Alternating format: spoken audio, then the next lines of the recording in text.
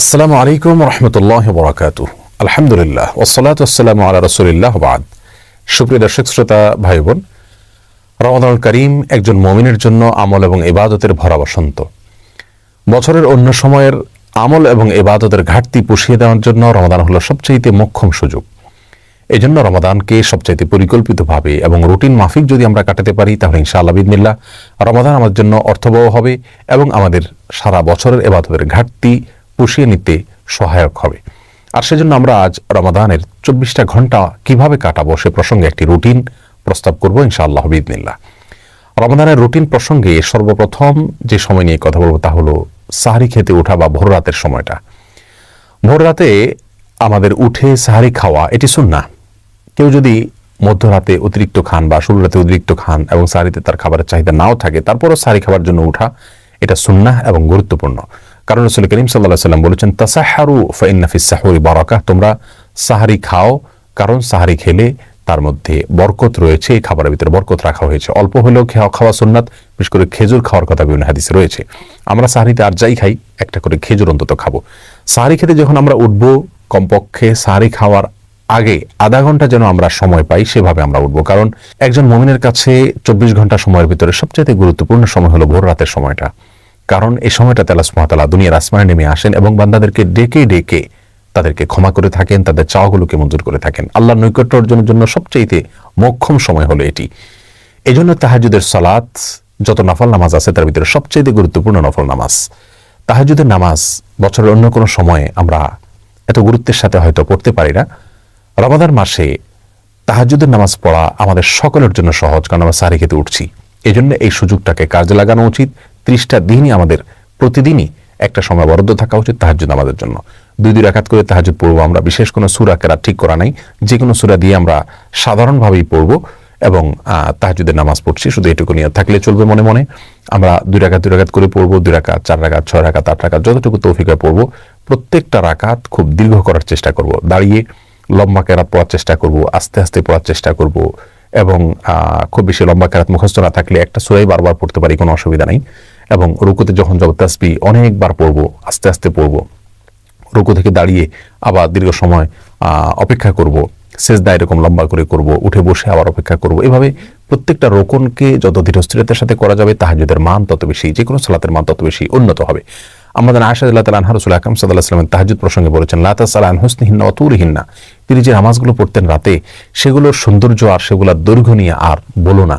তার মানে সেগুলো অনেক দীর্ঘ ছিল এবং অনেক সুন্দর ছিল। এজন্য রমাদানের সবচাইতে ইম্পর্টেন্ট সময়টা যেটা আমরা কাজে লাগাতে পারি খুব সহজে, অথচ অনেকে হেলায় আমরা নষ্ট করি, সেটা হলো ভোর রাতে সাহরি খেতে ওঠার কিছুক্ষণ আগে আপনি তাহাজ্জুদ পড়ুন এবং বাসার প্রত্যেকটা সদস্যকে উদ্বুদ্ধ করুন যার যার জায়গা থেকে যেন এই আমলটা করেন।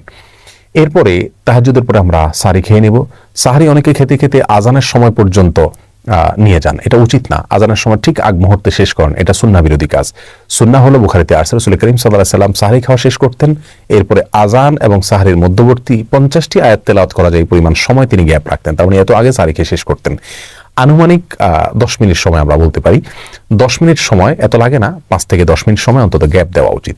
এই টাইমটাতে আমরা আল্লাহর কাছে বিশেষভাবে দোয়া করতে পারি, যেটা দোয়ার সময়, দোয়া কবুলের সবচেয়ে গুরুত্বপূর্ণ সময় দিনের এবং রাতের ভিতরে এই ভোর রাতের সময়টা। বিধায় এই টাইমটাতে আমরা খাবার শেষ হয়ে গেলে দোয়ায় মাশগুল হয়ে যাই, অথবা খাবারের আগেও দোয়া করতে পারি, কিন্তু আল্লাহর কাছে দোয়া করা উচিত এবং চোখের পানি ফেলা উচিত। দোয়ার জন্য সবচেয়ে উত্তম হবে আমরা যদি নির্জনে কোথাও চলে যেতে পারি। প্রয়োজনে বাসার ছাদে চলে যাওয়া যেতে পারে, প্রয়োজনে বাসার কোনো একটা কোনায় চলে যাওয়া যেতে পারে, কোনো একটা কক্ষে যেখানে কেউ নেই, সেখানে নিরিবিলি আমরা আল্লাহর কাছে আমাদের চাওয়াগুলো পেশ করতে পারি, চোখের পানি ফেলতে পারি। আমাদের দুরবস্থার জন্য আল্লাহর কাছে ফরিয়াদ করে চোখের পানি ফেলে আমরা কান্নাকাটি করে দোয়া করতে পারি এবং আমাদের সার্বিক চাওয়াগুলোকে আল্লাহর কাছে পেশ করতে পারি। এটা হলো রমাদানের রুটিনের জন্য সবচেয়ে ইম্পর্টেন্ট সময়, যে সময়টাকে আমাদের খেয়াল করা উচিত এবং খুব সুন্দরভাবে পরিকল্পনা করে কাটানো উচিত। এরপরে ফজরের আজান যখন হয়ে যাবে, আজানের পরে আমরা 2 রাকাত সুন্নাত পড়ব। সুন্নাত পড়ার পরে নবী সাল্লাল্লাহু আলাইহি ওয়াসাল্লামের সুন্নাত ছিল যে ফজরের 2 রাকাত সুন্নাত পড়ার পরে তিনি কিছুটা বিছানায় মাথা দিতেন, একটু হালকা, ঘুমাতেন না, কিন্তু কিছু সময়ের জন্য রেস্ট করতেন, সেটা 2-4 মিনিট হতে পারে। আমরা কিছু সময়ের জন্য হালকা একটু গড়াগড়ি করে বা বিছানায় যদি মাথা দিই তাহলে সুন্নাহ আদায় হয়ে যাবে। এরপরে উঠে আমরা ফরজ নামাজ পড়ব। ফজরের ফরজ নামাজ পড়ার পর আপন জায়গা যেখানে নামাজ পড়েছি সেখানে বসে থাকবো এবং সম্ভব হলে সূর্য উদয় হওয়া পর্যন্ত অপেক্ষা করব। সূর্য উদয় হওয়া পর্যন্ত এই টাইমটাতে বসে বসে সকাল সন্ধ্যার যে জিকিরগুলো আছে সেগুলো করব। সকাল সন্ধ্যার জিকির নিয়ে আমাদের বই আছে এবং সেটার PDF কপি পাওয়া যায় আমাদের ওয়েবসাইটে আসুন্নাহ ফাউন্ডেশন, সেখান থেকে আপনারা ডাউনলোড করে নিতে পারেন, অথবা নবী আলাইহিস সালামের সকাল সন্ধ্যার দোয়াগুলো যে কোনো বই থেকে আপনি সম্ভব হয় সেগুলো মুখস্থ করে নিয়ে পড়বেন এবং সূর্য উঠা পর্যন্ত আপন জায়গায় বসে থাকবেন। সূর্য ওঠার 10-15-20 মিনিট পরে আপনি 2 রাকাত নামাজ পড়বেন, সেটা সলাতুল ইশরাক। এই নামাজটা আপনি পড়ার কারণে আল্লাহ সুবহানাহু ওয়া তাআলা আপনাকে একটি পূর্ণাঙ্গ উমরার সওয়াব দিবেন। তিরমিজিতে বর্ণিত হয়েছে যে ফজরের পরে আপন জায়গায় বসে থেকে যদি এভাবে জিকির আজকার করা হয় এবং শেষে যদি 2 রাকাত নামাজ পড়া হয় অর্থাৎ ইশরাকের নামাজ, তাহলে এর মাধ্যমে এই সওয়াবটা আমরা পাবো। এটা অনেক রোজাদার আমরা মিস করি, আমরা ফজরের পরপর শুয়ে পড়ি। এটা অত্যন্ত ভুল একটি কাজ। আল্লাহ সুবহানাহু ওয়া তাআলা বলেছেন ওয়াসাব্বিহুহু বুকরাতান ওয়া আসীলা, দিনের শুরুতে এবং শেষে তোমরা আল্লাহর পবিত্রতা বর্ণনা করো। কোরআন কারীমের বিভিন্ন জায়গায় বিষয় উৎসাহ দেওয়া হয়েছে। অতএব দিন এবং রাতের আমরা যদি তাহাজ্জুদের সময়টা, ভোর রাতের সময়টার পরে দ্বিতীয় সর্বোচ্চ গুরুত্বপূর্ণ কোনো সময়ের কথা বলি তাহলে সেটা হলো ফজরের পরের সময়টা। অথচ এই সময়টাতে আমরা রমজান মাসে বেশিরভাগ মানুষ শুয়ে যাই, এটা ভুল। যদি শুইতে হয়, ঘুমাইতে হয়, আমরা সেটা কিছুক্ষণ পরে ঘুমাবো, কিন্তু ফজরের পর পর ঘুমাবো না।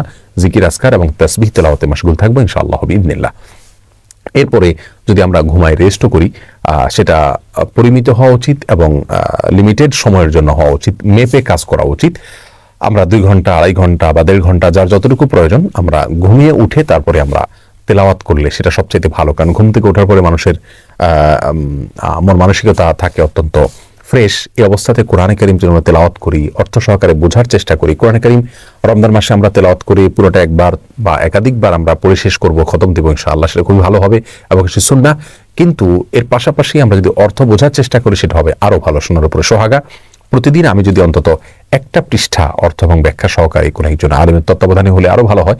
যদি আমরা কোরআনকে বোঝার চেষ্টা করি এবং সেটা ঘুম থেকে ওঠার পরে হতে পারে, তেলাওয়াত হতে পারে এবং অর্থ ব্যাখ্যা সহকারে একটা পৃষ্ঠা করে অধ্যয়ন করা হতে পারে।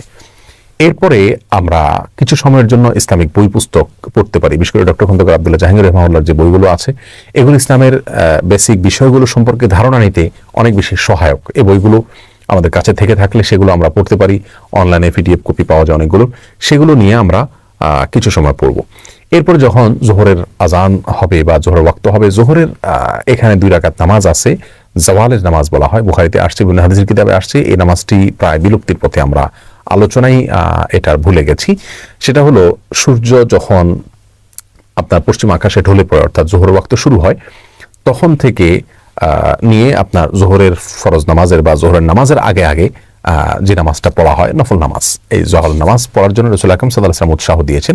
যদিও এই নামাজের সময়কাল নিয়ে আরো নানা রকমের কথা আছে, কিন্তু আমরা এটি একটি বক্তব্য, এটার উপর আমল করতে পারি এবং একবার হলেও আমল করতে পারি। রমজান মাসে সেটা করার জন্য সবচাইতে সেরা সুযোগ আমাদের হাতে থাকে সাধারণত। যাই হোক, এই 2 রাকাত নামাজ যদি আমরা পড়তে পারি পড়লাম। এরপরে জোহরের ওয়াক্ত হলে সুন্নাত এবং ফরজ এবং পরবর্তীতে সুন্নাত এবং পরবর্তীতে অতিরিক্ত 2 রাকাত নফল, যেটা অন্য সময় পড়া হয় না, সেটাও গুরুত্বের সাথে পড়লাম। ধীরে ধীরে প্রত্যেকটা আমরা নামাজ আদায় করলাম এবং ফরজ নামাজের পরে 5 ওয়াক্ত সালাতের পরে রাসূল আকরাম সাল্লাল্লাহু আলাইহি ওয়াসাল্লাম যে দোয়াগুলো ছিল সেই দোয়াগুলোকে খুব গুরুত্বের সাথে, আন্তরিকতার সাথে পড়ার চেষ্টা করব। মাসতুন দোয়াগুলোকে যেভাবে রাসূল করিম সাল্লাল্লাহু আলাইহি ওয়াসাল্লাম পড়েছেন, জিকিরগুলো করেছেন, দোয়াগুলো করেছেন, সেগুলো আমরা করব ইনশাআল্লাহ বিইذনিল্লাহ। এরপরে বাকি সময়টাতে আমরা যদি বাসা বাড়িতে অবস্থান করি তাহলে সেক্ষেত্রে বাসা বাড়িতে যারা কাজ করছেন তাদের কাজে একটু হেল্প করব। কারণ রাসূল করিম সাল্লাল্লাহু আলাইহি ওয়াসাল্লাম বাসা বাড়িতে মা বোনদের কাজে, স্ত্রীর কাজে তিনি হেল্প করতেন। অতএব আমরাও বাসা বাড়িতে থেকে কাজে হেল্প করব, সেটাও ইবাদত হিসেবে গণ্য হবে ইনশাআল্লাহ বিইذনিল্লাহ। সন্তানরা তাদেরকে নিয়ে বসতে পারি, একটা সময় তাদেরকে নিয়ে একটা হাদিস পাঠ করে আমরা শোনাতে পারি, পারস্পরিকভাবে পর্যালোচনা করতে পারি, তাদেরকে নসিহত করতে পারি, তাদের জীবন গড়ার জন্য তাদেরকে আমরা উপদেশ দিতে পারি এবং বিভিন্ন সাহাবীদের ঘটনাগুলো তাদেরকে পড়ে শোনাতে পারি। জোহরের পরের সময়টা আমরা সেভাবে কাটাতে পারি।